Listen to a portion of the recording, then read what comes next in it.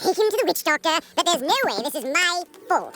This is definitely your fault. George of the Jungle, a show that many of you might have forgotten. A show that usually smacks you with one thing: George's face, hitting every single tree in its path. It's goofy, it's slapstick, and 90% of the time, the only real threat here is George being a complete moron.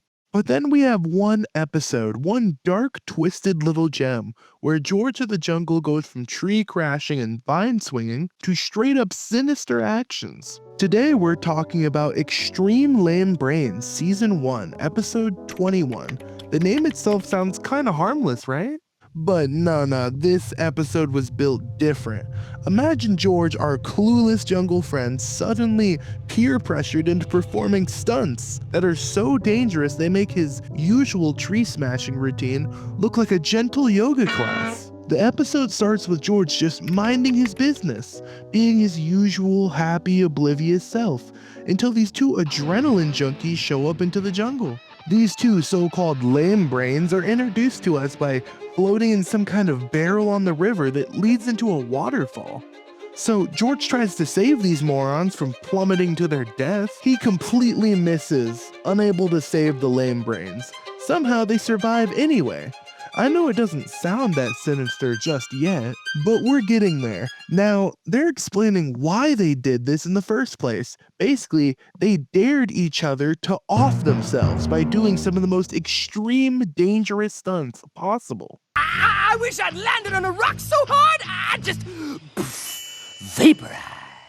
And the worst part is they're now peer pressuring George into their little game. But hey, maybe you're thinking it's just a cartoon, it's all for laughs. Well, that's usually the case. Except this time the stakes are high and George is clearly way over his thick head. And it's the visitor's manipulative vibe that makes it sinister. They don't want George to have fun. They're trying to push him to see how far he'll go to the extreme, and maybe even how far they can push George over the edge of danger. Basically, these guys want to see George die. And of course, there were many instances where George was almost killed due to many other things. Like almost every single episode, he slams his face into trees, gets eaten by snakes, has his friends turn into zombies, or other wacky shenanigans. Okay. George, no problem's all George's fault. Be quiet, Sky Voice. But I hope you feel what I'm trying to say. It's creepy because for the first time, George's goofy ignorance gets twisted into something seriously dangerous.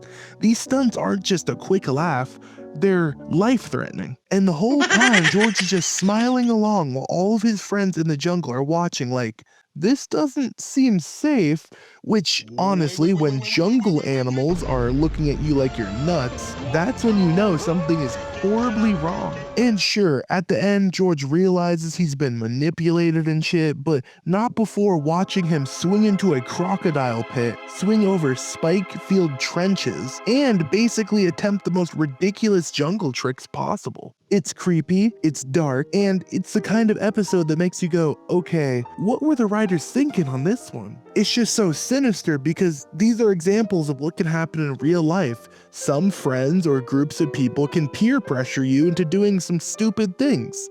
In this instance, life-threatening things. I remember reading an article about a guy and his friends who dared him to eat a snail, and if I remember correctly, a few days later he died because it was a venomous snail. So yeah, if you ever thought that George of the Jungle was a light-hearted slapstick comedy, this episode might make you rethink that.